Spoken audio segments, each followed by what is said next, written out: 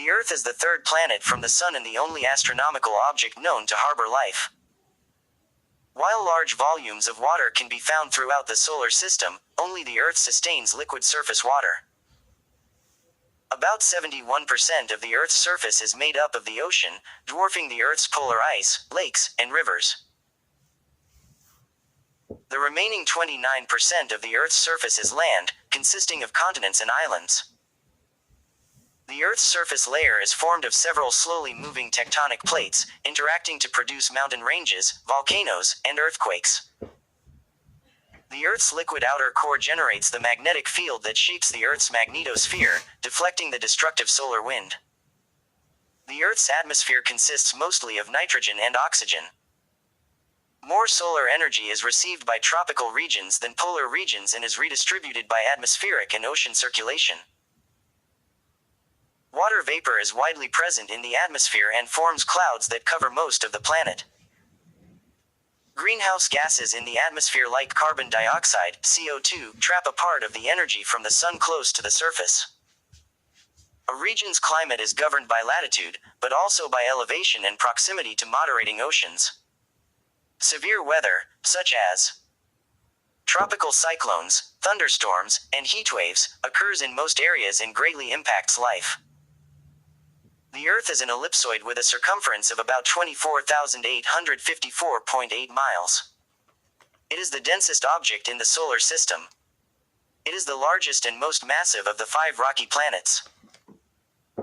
The Earth is about 8 light minutes away from the Sun and orbits it, taking a year about 365.25 days to complete one revolution. The Earth rotates around its own axis in just less than a day, in about 23 hours and 56 minutes. The Earth's axis of rotation is tilted with respect to the perpendicular to its orbital plane around the Sun, producing seasons. The Earth is orbited by one permanent moon, Luna, which orbits the Earth at 236,121 miles, 1.3 light seconds, and is roughly a quarter as wide as the Earth. The Moon always faces the Earth with the same side through tidal locking and causes tides, stabilizes the Earth's axis, and gradually slows its rotation. The Earth formed over 4,500,000,000 years ago. During the first billion years of the Earth's history, the ocean formed and then life developed within it. Life spread globally and began to affect the Earth's atmosphere and surface, leading to the Earth's Great Oxidation event 2 billion years ago. Humans emerged 300,000 years ago, and have reached a population of almost 8 billion today.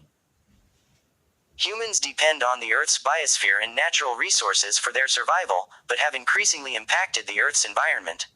Fuckers.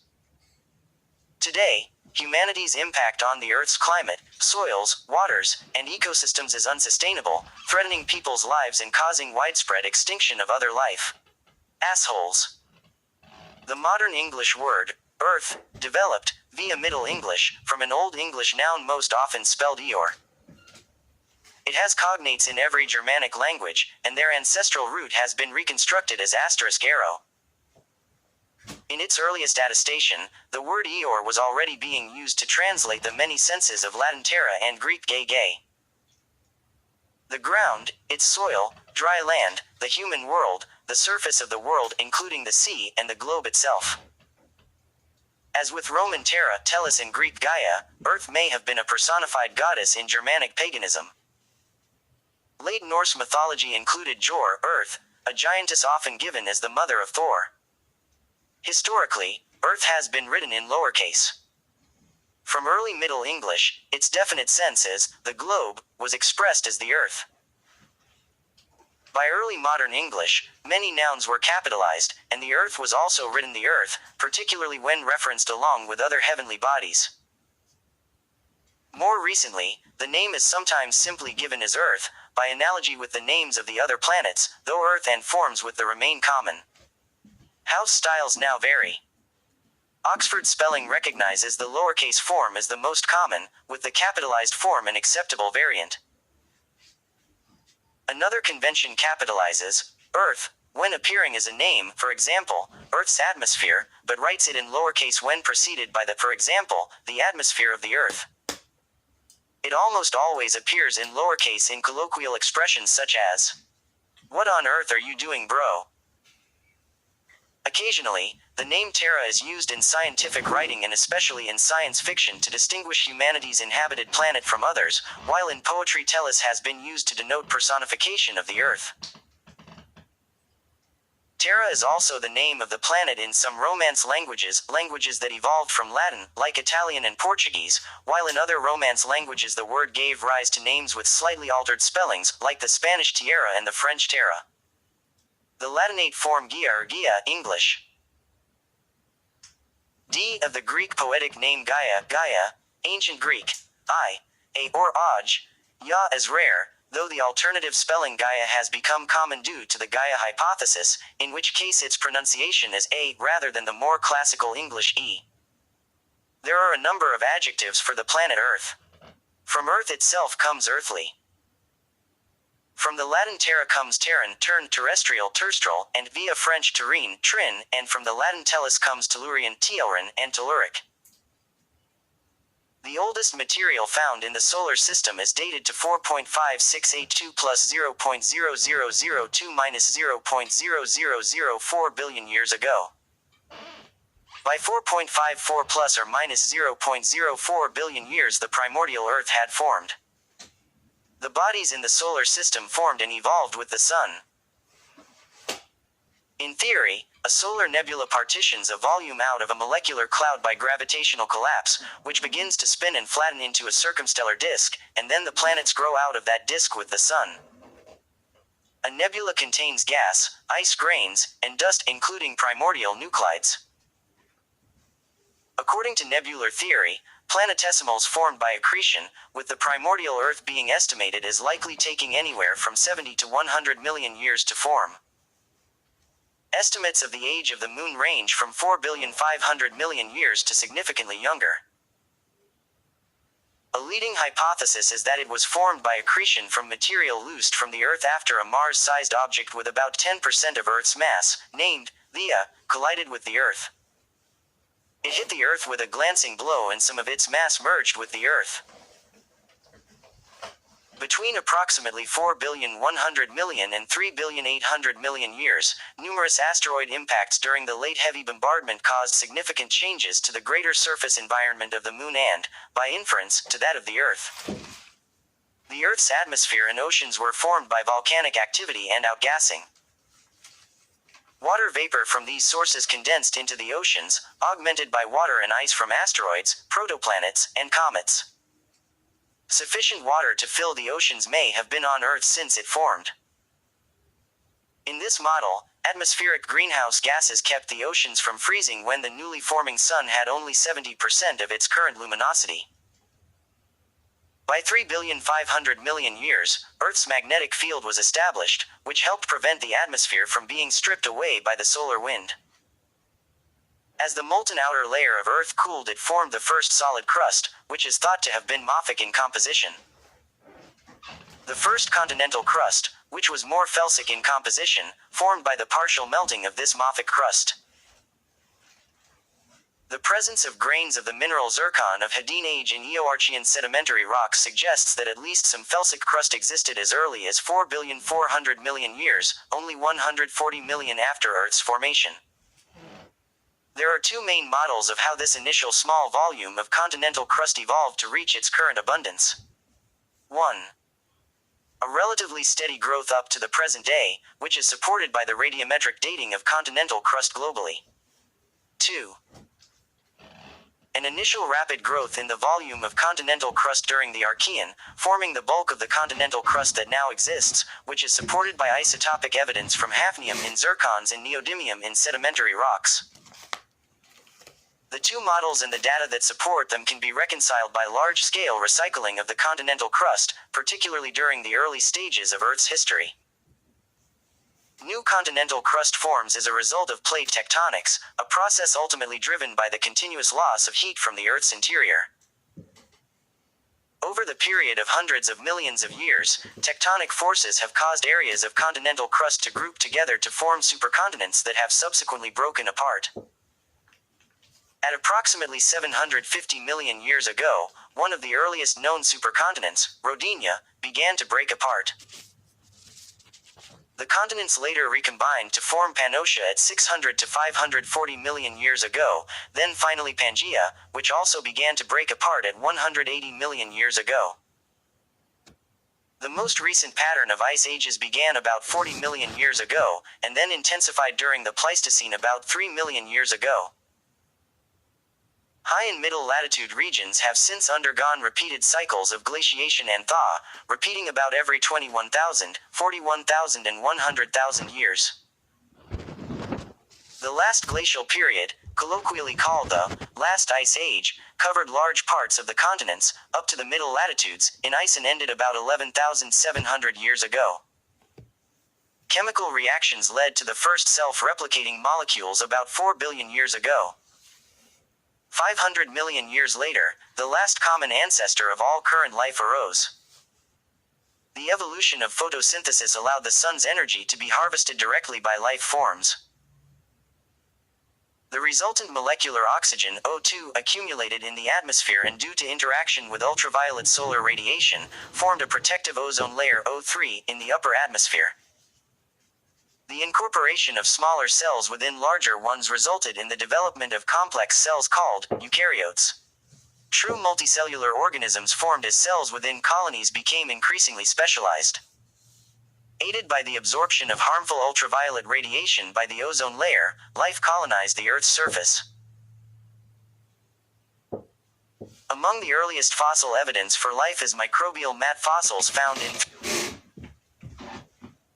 3,480,000,000-year-old sandstone in Western Australia, biogenic graphite found in 3,700,000,000-year-old metasedimentary rocks in western Greenland, and remains of biotic material found in 4,100,000,000-year-old rocks in Western Australia. The earliest direct evidence of life on the Earth is contained in 3,450,000,000-year-old Australian rocks showing fossils of microorganisms. During the Neoproterozoic, 1,000 to 539 million years ago, much of the Earth might have been covered in ice.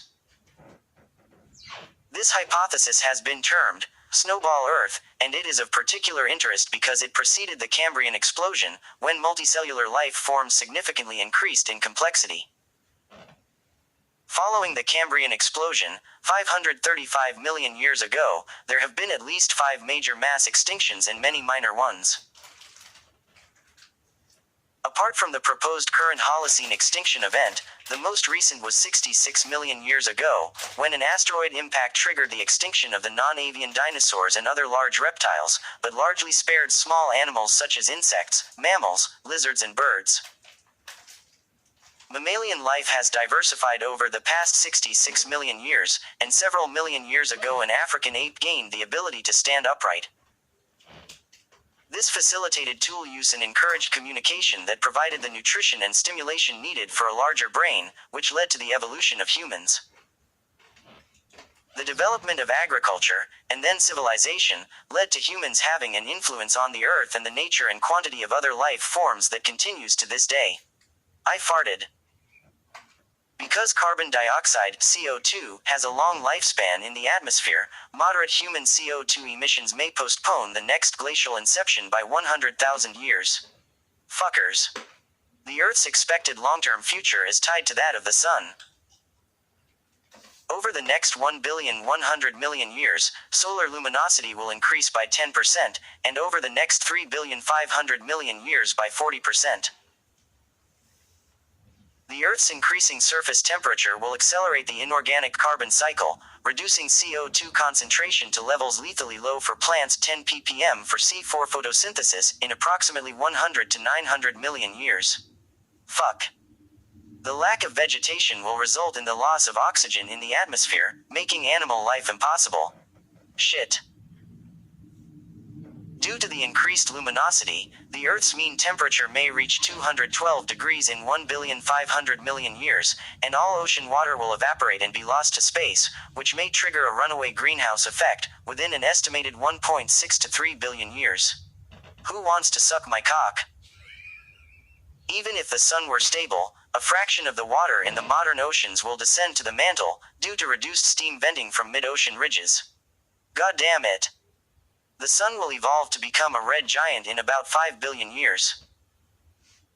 Models predict that the sun will expand to roughly 1 astronomical unit, 93 million miles, about 250 times its present radius.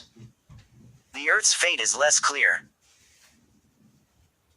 As a red giant, the sun will lose roughly 30% of its mass, so, without tidal effects, the Earth will move to an orbit 1.7 astronomical units, 160 million miles, from the sun when the star reaches its maximum radius. Otherwise, with tidal effects, it may enter the sun's atmosphere and be vaporized.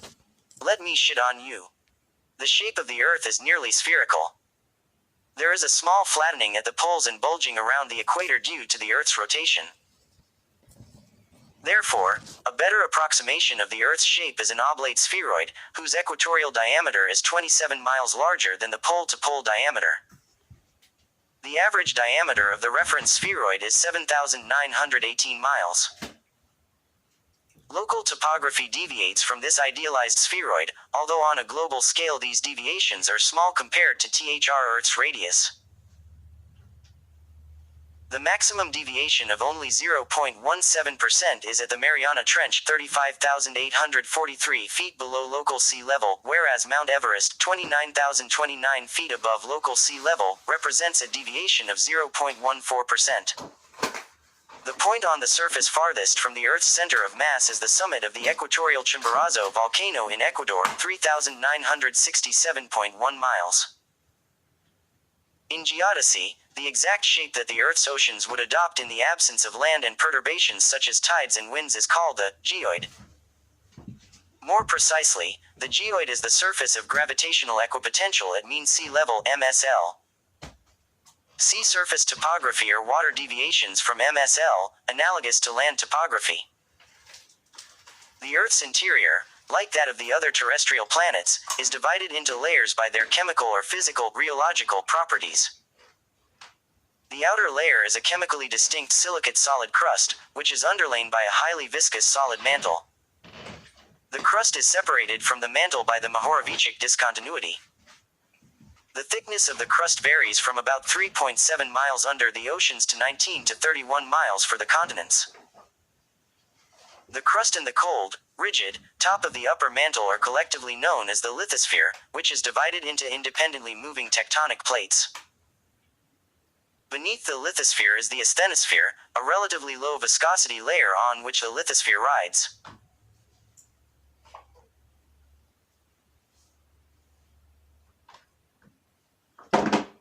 Important changes in crystal structure within the mantle occur at 250 and 410 miles below the surface, spanning a transition zone that separates the upper and lower mantle. Beneath the mantle, an extremely low viscosity liquid outer core lies above a solid inner core. The Earth's inner core may be rotating at a slightly higher angular velocity than the remainder of the planet, advancing by 0.1 to 0.5 degrees per year, although both somewhat higher and much lower rates have also been proposed. The radius of the inner core is about 20% of that of the Earth. Density increases with depth. The Earth's mass is approximately 13 octillion 170 septillion pounds. It is composed mostly of iron, 32.1%, oxygen, 30.1%, silicon, 15.1%, magnesium, 13.9%, sulfur, 2.9%, nickel, 1.8%, calcium, 1.5%, and aluminum, 1.4%, with the remaining 1.2% consisting of trace amounts of other elements. Due to mass segregation, the core region is estimated to be primarily composed of iron, 88.8%, with smaller amounts of nickel, 5.8%, sulfur, 4.5%, and less than 1% trace elements. The most common rock constituents of the crust are nearly all oxides. Chlorine, sulfur, and fluorine are the important exceptions to this, and their total amount in any rock is usually much less than 1%. Over 99% of the crust is composed of 11 oxides, principally silica, alumina, iron oxides, lime, magnesia, potash, and soda. Yummy, Coca-Cola. The major heat-producing isotopes within the Earth are potassium-40, uranium-238, and thorium-232. At the center, the temperature may be up to 10,830 degrees, and the pressure could reach 3,552,923 atmospheres. Because much of the heat is provided by radioactive decay, scientists postulate that early in the Earth's history, before isotopes with short half-lives were depleted, the Earth's heat production was much higher. At approximately 3 billion years, twice the present-day heat would have been produced 21,660 degrees, increasing the rates of mantle convection and plate tectonics, and allowing the production of uncommon igneous rocks such as comedites that are rarely formed today. The mean heat loss from the Earth is 87 milliwatts m-squared, for a global heat loss of 4.42 times 10 cubed W. A portion of the core's thermal energy is transported toward the crust by mantle plumes, a form of convection consisting of upwellings of higher temperature rock. These plumes can produce hotspots and flood basalts. More of the heat in the Earth is lost through plate tectonics, by mantle upwelling associated with mid-ocean ridges. The final major mode of heat loss is through conduction through the lithosphere, the majority of which occurs under the oceans because the crust there is much thinner than that of the continents. The Earth's mechanically rigid outer layer, the lithosphere, is divided into tectonic plates. These plates are rigid segments that move relative to each other at one of three boundaries types.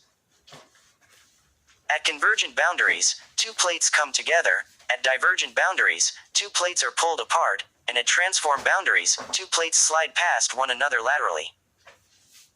Along these plate boundaries, earthquakes, volcanic activity, mountain building, and oceanic trench formation can occur. The tectonic plates ride on top of the asthenosphere, the solid but less viscous part of the upper mantle that can flow and move along with the plates. As the tectonic plates migrate, oceanic crust is subducted under the leading edges of the plates at convergent boundaries. At the same time, the upwelling of mantle material at divergent boundaries creates mid-ocean ridges. The combination of these processes recycles the oceanic crust back into the mantle. Due to this recycling, most of the ocean floor is less than 100 million years old. The oldest oceanic crust is located in the western Pacific and is estimated to be 200 million years old. By comparison, the oldest dated continental crust is 4,030,000 years, although zircons have been found preserved as clasts within Eoarchean sedimentary rocks that give ages up to 4,400,000 years, indicating that at least some continental crust existed at that time. The 7 major plates are the Pacific, North American, Eurasian, African, Antarctic, Indo-Australian, and South American. Other notable plates include the Arabian Plate, the Caribbean Plate, the Nazca Plate off the west coast of South America, and the Scotia Plate in the southern Atlantic Ocean. The Australian Plate fused with the Indian Plate between 50 and 55 million years ago. The fastest moving plates are the oceanic plates, with the Cocos Plate advancing at a rate of 3 in per year and the Pacific Plate moving 2 to 2.7 inches per year. At the other extreme, the slowest moving plate is the South American Plate, progressing at a typical rate of 0.42 inches per year. The total surface area of the Earth is about 197 million square miles. Of this, 70.8%, or 139.43 million square miles, is below sea level and covered by ocean water. Below the ocean's surface are much of the continental shelf, mountains, volcanoes, oceanic trenches, submarine canyons, oceanic plateaus, abyssal plains, and a globe-spanning mid-ocean ridge system. The remaining 29.2%, or 57.51 million square miles, not covered by water, has terrain that varies greatly from place to place and consists of mountains, deserts, plains, plateaus, and other landforms. The elevation of the land surface varies from the low point of -1,371 feet at the Dead Sea, to a maximum altitude of 29,029 feet at the top of Mount Everest. The mean height of land above sea level is about 2,615 feet. The continental crust consists of lower density material such as the igneous rocks granite and andesite. Less common is basalt, a denser volcanic rock that is the primary constituent of the ocean floors. Sedimentary rock is formed from the accumulation of sediment that becomes buried and compacted together. Nearly 75% of the continental surfaces are covered by sedimentary rocks, although they form about 5% of the crust. The third form of rock material found on Earth is metamorphic rock, which is created from the transformation of pre-existing rock types through high pressures, high temperatures, or both. The most abundant silicate minerals on the Earth's surface include quartz, feldspars, amphibole, mica, pyroxene and olivine. Common carbonate minerals include calcite, found in limestone, and dolomite. Erosion and tectonics, volcanic eruptions, flooding, weathering, glaciation, the growth of coral reefs, and meteorite impacts are among the processes that constantly reshape the Earth's surface over geological time. The pedosphere is the outermost layer of the Earth's continental surface and is composed of soil and subject to soil formation processes. The total arable land is 10.9% of the land surface, with 1.3% being permanent cropland. Close to 40% of the Earth's land surface is used for agriculture, or an estimated 6.4 million square miles of cropland and 12.9 million square miles of pastureland. The gravity of the Earth is the acceleration that is imparted to objects due to the distribution of mass within the Earth. Near the Earth's surface, gravitational acceleration is approximately 1 g. Local differences in topography, geology, and deeper tectonic structure cause local and broad regional differences in the Earth's gravitational field, known as gravity anomalies. The main part of the Earth's magnetic field is generated in the core, the site of a dynamo process that converts the kinetic energy of thermally and compositionally driven convection into electrical and magnetic field energy. The field extends outwards from the core, through the mantle, and up to the Earth's surface, where it is, approximately, a dipole. The poles of the dipole are located close to the Earth's geographic poles. At the equator of the magnetic field, the magnetic field strength at the surface is 3.05 times 10 minus to the power of 5t, with a magnetic dipole moment of 7.79 times 10 squared m2 at epoch 2000, decreasing nearly 6% per century. The convection movements in the core are chaotic, the magnetic poles drift and periodically change alignment. This causes secular variation of the main field and field reversals at irregular intervals averaging a few times every million years. The most recent reversal occurred approximately 700,000 years ago. The extent of the Earth's magnetic field in space defines the magnetosphere. Ions and electrons of the solar wind are deflected by the magnetosphere. Solar wind pressure compresses the dayside of the magnetosphere to about 39,588 miles and extends the nightside magnetosphere into a long tail. Because the velocity of the solar wind is greater than the speed at which waves propagate through the solar wind, a supersonic bow shock precedes the dayside magnetosphere within the solar wind. Charged particles are contained within the magnetosphere. The plasmasphere is defined by low-energy particles that essentially follow magnetic field lines as the Earth rotates. The ring current is defined by medium-energy particles that drift relative to the geomagnetic field, but with paths that are still dominated by the magnetic field, and the Van Allen radiation belts are formed by high-energy particles whose motion is essentially random, but contained in the magnetosphere. During magnetic storms and substorms, charged particles can be deflected from the outer magnetosphere and especially the magnetotail, directed along field lines into the Earth's ionosphere, where atmospheric atoms can be excited and ionized, causing the aurora.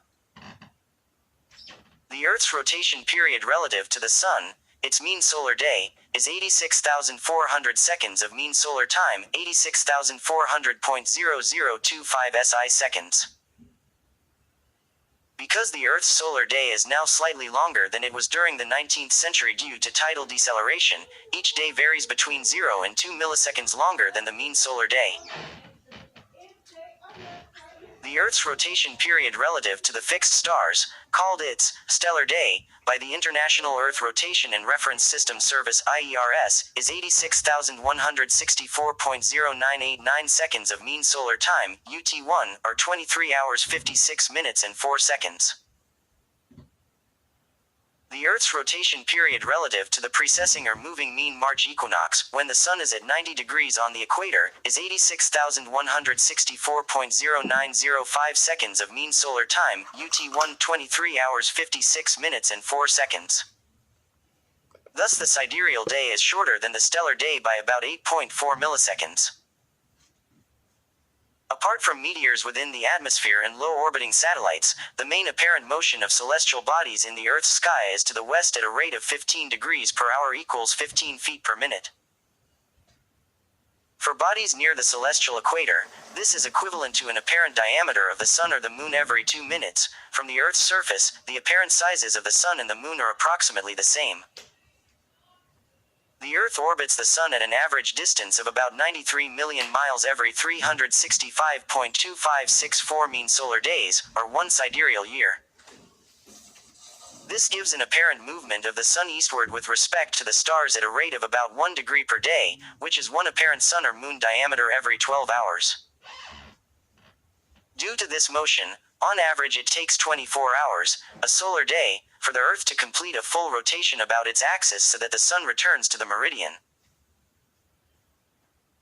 The orbital speed of the Earth averages about 66,600 miles per hour, which is fast enough to travel a distance equal to the Earth's diameter, about 7,918 miles, in 7 minutes, and the distance to the Moon, 239,000 miles, in about 3.5 hours.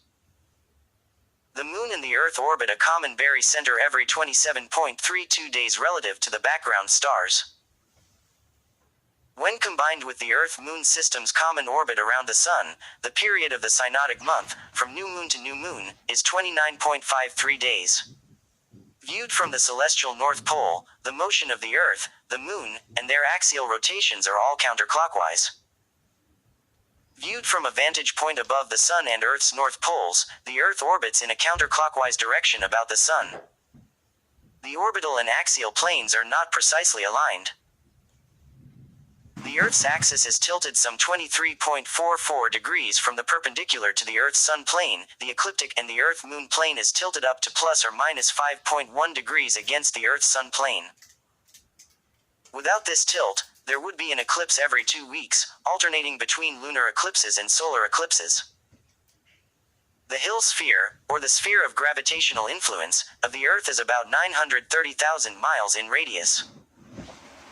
This is the maximum distance at which the Earth's gravitational influence is stronger than the more distant Sun and planets. Objects must orbit Earth within this radius, or they can become unbound by the gravitational perturbation of the Sun. The Earth, along with the solar system, is situated in the Milky Way and orbits about 28,000 light-years, 16,800 quadrillion miles, from its center. It is about 20 light-years, 1,200 trillion miles, above the galactic plane in the Orion Arm. The axial tilt of the Earth is approximately 23.439281 degrees with the axis of its orbit plane, always pointing towards the celestial poles. Due to the Earth's axial tilt, the amount of sunlight reaching any given point on the surface varies over the course of the year. This causes the seasonal change in climate, with summer in the northern hemisphere occurring when the Tropic of Cancer is facing the Sun, and in the southern hemisphere when the Tropic of Capricorn faces the Sun.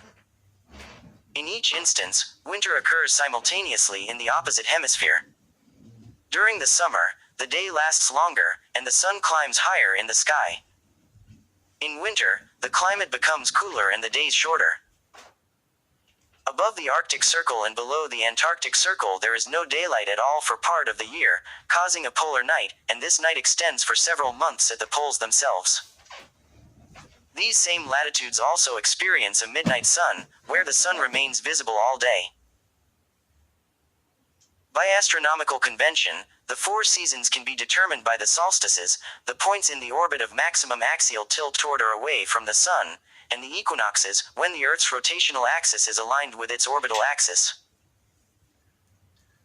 In the northern hemisphere, winter solstice currently occurs around the 21st of December, summer solstice is near the 21st of June, spring equinox is around the 20th of March and autumnal equinox is about 22 or the 23rd of September.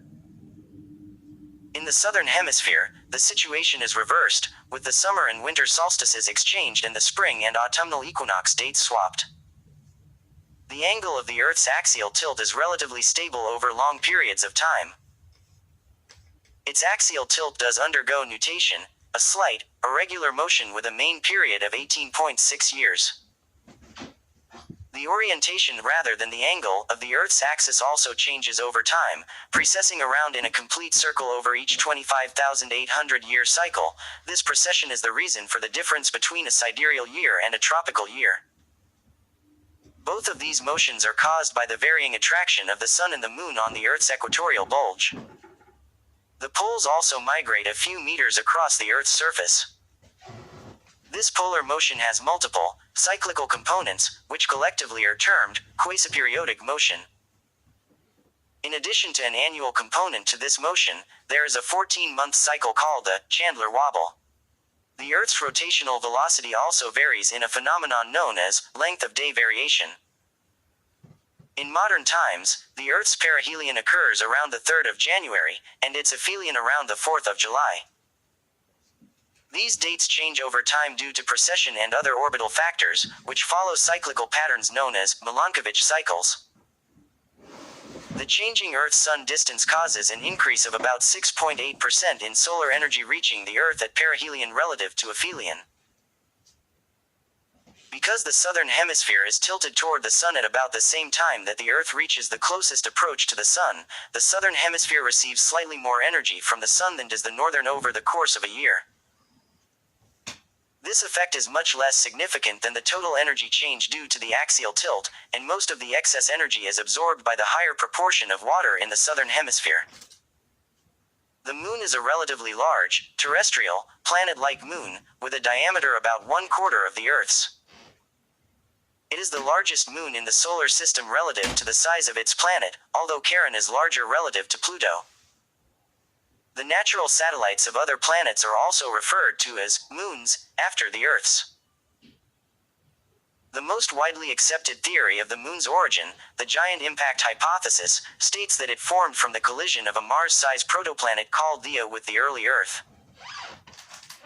This hypothesis explains, among other things, the Moon's relative lack of iron and volatile elements and the fact that its composition is nearly identical to that of the Earth's crust. The gravitational attraction between the Earth and the Moon causes tides on the Earth. The same effect on the Moon has led to its tidal locking. Its rotation period is the same as the time it takes to orbit the Earth. As a result, it always presents the same face to the planet. As the Moon orbits the Earth, different parts of its face are illuminated by the Sun, leading to the lunar phases. Due to their tidal interaction, the Moon recedes from the Earth at the rate of approximately 1.5 inches per year. Over millions of years, these tiny modifications, and the lengthening of the Earth's day by about 23 microseconds per year, add up to significant changes. During the Ediacaran period, for example, approximately 620 million years ago, there were 400 plus or minus 7 days in a year, with each day lasting 21.9 plus or minus 0.4 hours. The Moon may have dramatically affected the development of life by moderating the planet's climate. Paleontological evidence and computer simulations show that the Earth's axial tilt is stabilized by tidal interactions with the Moon. Some theorists think that without this stabilization against the torque supplied by the Sun and planets to the Earth's equatorial bulge, the rotational axis might be chaotically unstable, exhibiting large changes over millions of years, as is the case for Mars, though this is disputed.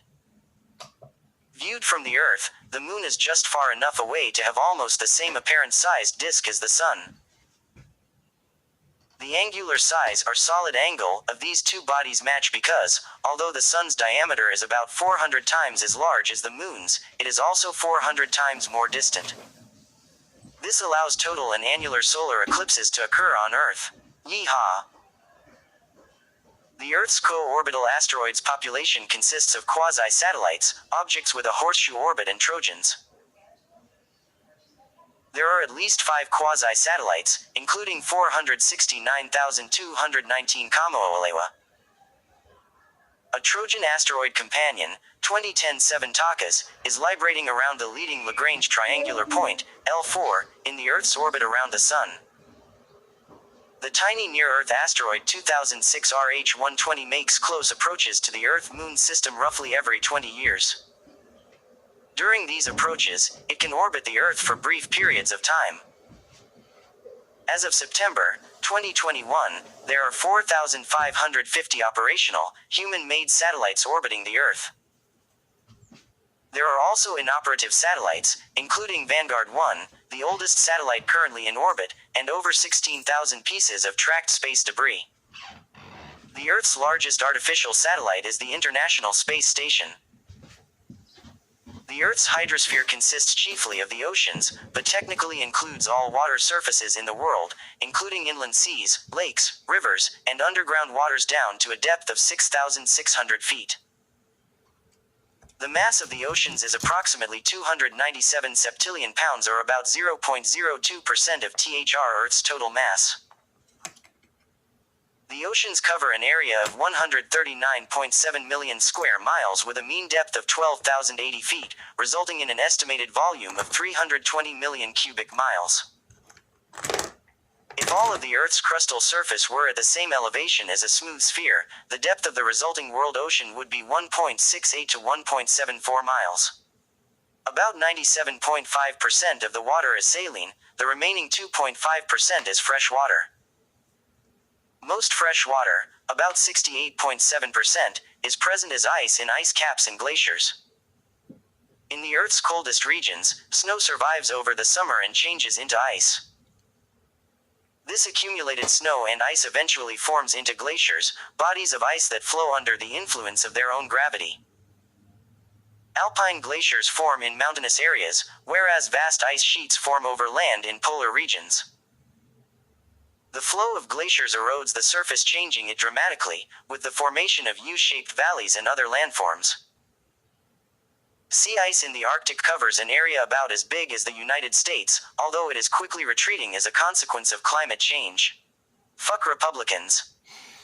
The average salinity of the Earth's oceans is about 35 grams of salt per kilogram of seawater, 3.5% salt.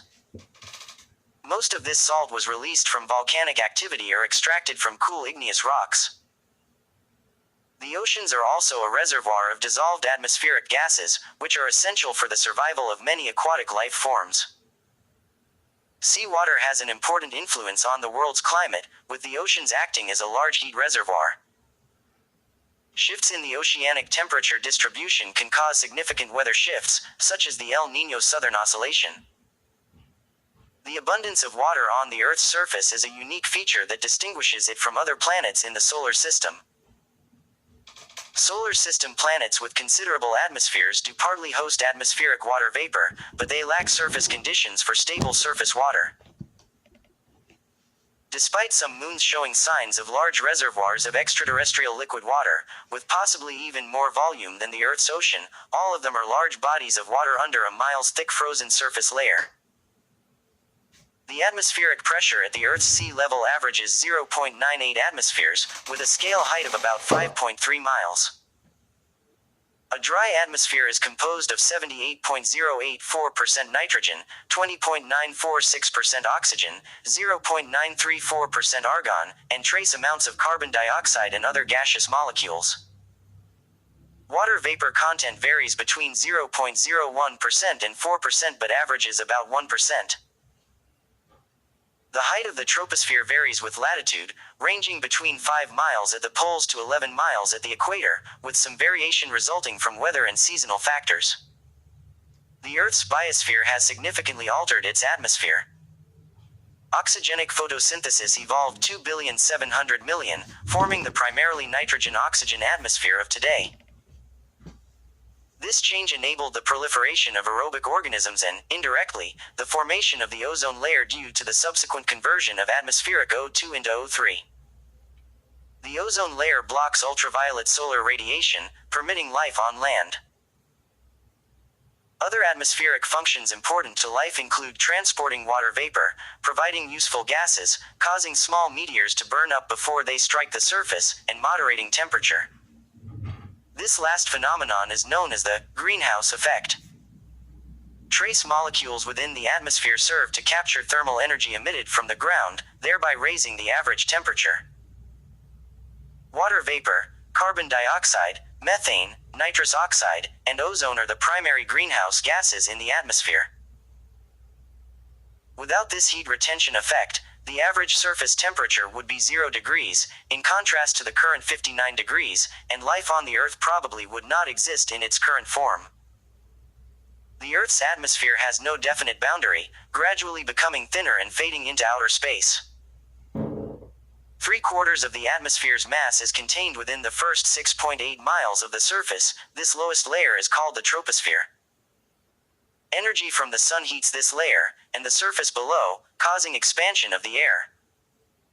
This lower density air then rises and is replaced by cooler, higher density air.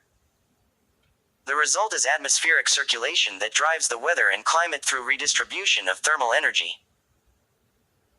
The primary atmospheric circulation bands consist of the trade winds in the equatorial region below 30 degrees latitude and the westerlies in the mid-latitudes between 30 degrees and 60 degrees. Ocean heat content and currents are also important factors in determining climate, particularly the thermohaline circulation that distributes thermal energy from the equatorial oceans to the polar regions. The Earth receives 1361 W per square meter of solar irradiance. The amount of solar energy that reaches the Earth's surface decreases with increasing latitude. At higher latitudes, the sunlight reaches the surface at lower angles, and it must pass through thicker columns of the atmosphere. As a result, the mean annual air temperature at sea level decreases by about 0.7 degrees per degree of latitude from the equator. The Earth's surface can be subdivided into specific latitudinal belts of approximately homogeneous climate. Ranging from the equator to the polar regions, these are the tropical or equatorial, subtropical, temperate and polar climates. Further factors that affect a location's climates are its proximity to oceans, the oceanic and atmospheric circulation, and topology. Places close to oceans typically have colder summers and warmer winters, due to the fact that oceans can store large amounts of heat. The wind transports the cold or the heat of the ocean to the land. Atmospheric circulation also plays an important role. San Francisco and Washington, D.C. are both coastal cities at about the same latitude. San Francisco's climate is significantly more moderate as the prevailing wind direction is from sea to land. Finally, temperatures decrease with height, causing mountainous areas to be colder than low-lying areas. Water vapor generated through surface evaporation is transported by circulatory patterns in the atmosphere. When atmospheric conditions permit an uplift of warm, humid air, this water condenses and falls to the surface as precipitation. Most of the water is then transported to lower elevations by river systems and usually returned to the oceans or deposited into lakes. This water cycle is a vital mechanism for supporting life on land and is a primary factor in the erosion of surface features over geological periods. Precipitation patterns vary widely, ranging from several meters of water per year to less than a millimeter. Atmospheric circulation, topographic features, and temperature differences determine the average precipitation that falls in each region. The commonly used Köppen climate classification system has 5 broad groups: humid tropics, arid, humid middle latitudes, continental and cold polar, which are further divided into more specific subtypes. The Köppen system rates regions based on observed temperature and precipitation. Surface air temperature can rise to around 131 degrees in hot deserts, such as Death Valley, and can fall as low as -128 degrees in Antarctica. Above the troposphere, the atmosphere is usually divided into the stratosphere, mesosphere, and thermosphere. Each layer has a different lapse rate, defining the rate of change in temperature with height.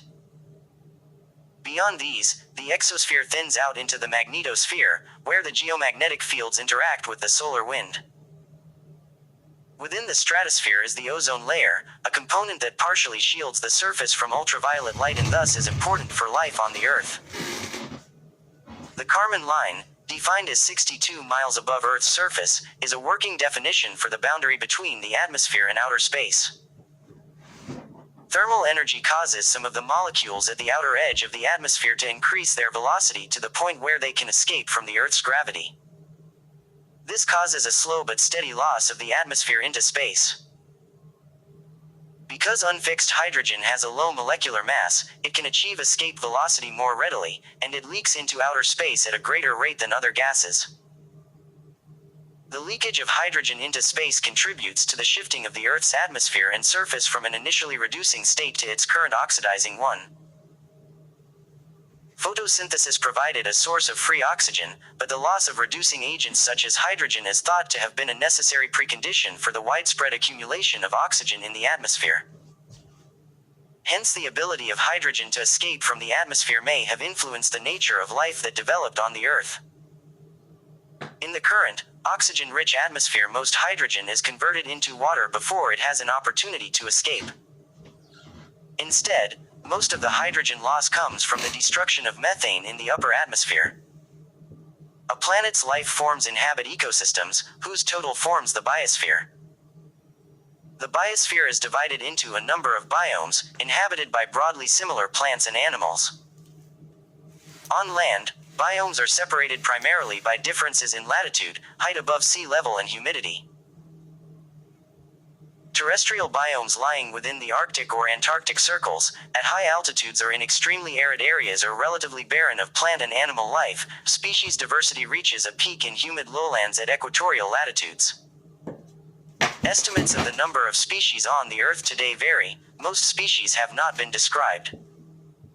Over 99% of all species that ever lived on Earth are extinct. Holy human shit. A planet that can sustain life is termed habitable, even if life did not originate there.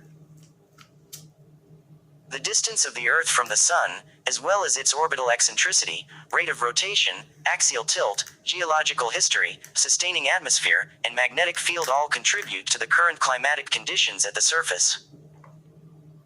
The Earth provides liquid water, an environment where complex organic molecules can assemble and interact, and sufficient energy to sustain metabolism. Plants can take up nutrients from the atmosphere, soils, and water. These nutrients are constantly recycled between different species. Extreme weather, such as tropical cyclones, including hurricanes and typhoons, occurs over most of the Earth's surface and has a large impact on life in those areas. From 1980 to 2000, these events caused an average of 11,800 human deaths per year. Many places are subject to earthquakes, landslides, tsunamis, volcanic eruptions, tornadoes, blizzards, floods, droughts, wildfires, and other calamities and disasters. Human impact is felt in many areas due to pollution of the air and water, acid rain, loss of vegetation, overgrazing, deforestation, desertification, loss of wildlife, species extinction, soil degradation, soil depletion, and erosion. Human activities release greenhouse gases into the atmosphere which cause global warming. Punks. This is driving changes such as the melting of glaciers and ice sheets, a global rise in average sea levels, increased risk of drought and wildfires, and migration of species to colder areas. The Earth's human population passed 7 billion in the early 2010s, and is projected to peak at around 10 billion in the second half of the 21st century. Holy shit. Most of the growth is expected to take place in sub-Saharan Africa. Human population density varies widely around the world, but a majority live in Asia. By 2050, 68% of the world's population is expected to be living in urban, rather than rural, areas. The Northern Hemisphere contains 68% of the world's land mass. Partly due to the predominance of land mass, 90% of humans live in the Northern Hemisphere. It is estimated that 12.5% of the Earth's surface is suitable for humans to live on. 3/4 of the Earth's surface is covered by oceans, leaving 1/4 as land. Half of that land area is desert, 14%, high mountains 27%, or other unsuitable terrains. Humans have developed diverse societies and cultures. Politically, the world has about 206 sovereign states. States claim the planet's entire land surface, except for parts of Antarctica and a few other unclaimed areas. The Earth has never had a planet-wide government, but the United Nations is the leading worldwide intergovernmental organization. The first human to orbit the Earth was Yuri Gagarin on the 12th of April 1961. In total, about 550 people have visited outer space and reached orbit as of November 2018, and, of these, 12 have walked on the Moon. Normally, the only humans in space are those on the International Space Station. The station's crew, made up of 6 people, is usually replaced every 6 months.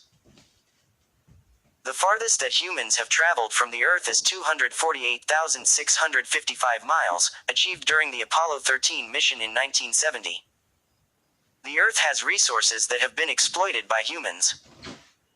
Those termed non-renewable resources, such as fossil fuels, are only replenished over geological timescales. Large deposits of fossil fuels are obtained from the Earth's crust, consisting of coal, petroleum, and natural gas. These deposits are used by humans both for energy production and as feedstock for chemical production.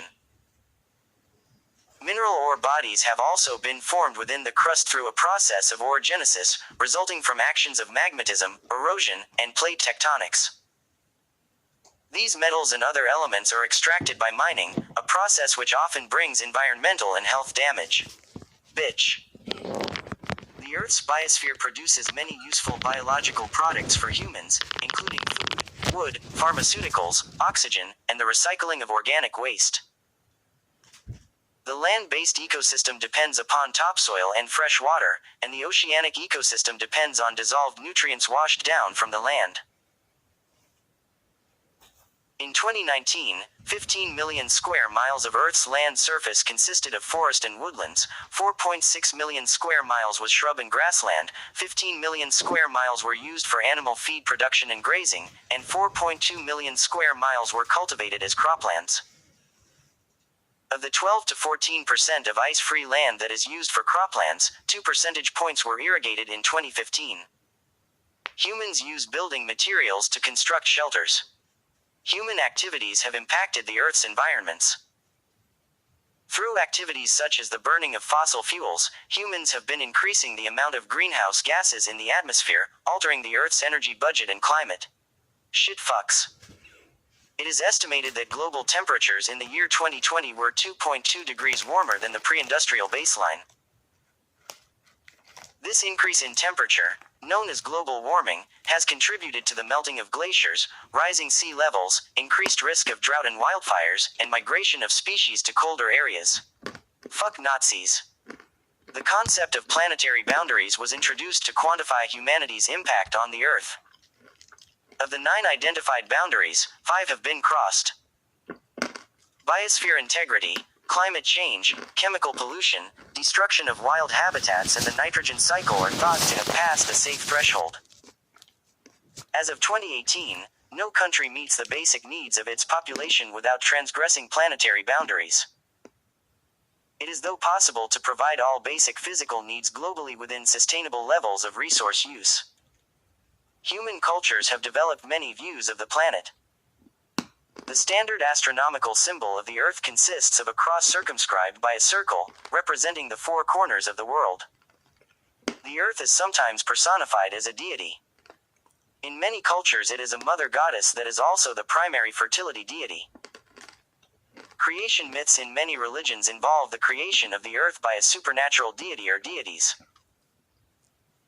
The Gaia hypothesis, developed in the mid-20th century, compared the Earth's environments and life as a single self-regulating organism leading to broad stabilization of the conditions of habitability. Images of the Earth taken from space, particularly during the Apollo program, have been credited with altering the way that people viewed the planet that they lived on, called the overview effect, emphasizing its beauty, uniqueness and apparent fragility. In particular, this caused a realization of the scope of effects from human activity on the Earth's environment. Enabled by science, particularly Earth observation, humans have started to take action on environmental issues globally, acknowledging the impact of humans and the interconnectedness of the Earth's environments. MAGA Republicans are pieces of shit. Scientific investigation has resulted in several culturally transformative shifts in people's view of the planet. Initial belief in a flat Earth was gradually displaced in ancient Greece by the idea of a spherical Earth, which was attributed to both the philosophers Pythagoras and Parmenides. The Earth was generally believed to be the center of the universe until the 16th century, when scientists first concluded that it was a moving object, one of the planets of the solar system. It was only during the 19th century that geologists realized Earth's age was at least many millions of years. Lord Kelvin used thermodynamics to estimate the age of Earth to be between 20 million and 400 million years in 1864, sparking a vigorous debate on the subject. It was only when radioactivity and radioactive dating were discovered in the late 19th and early 20th centuries that a reliable mechanism for determining Earth's age was established, proving the planet to be billions of years old.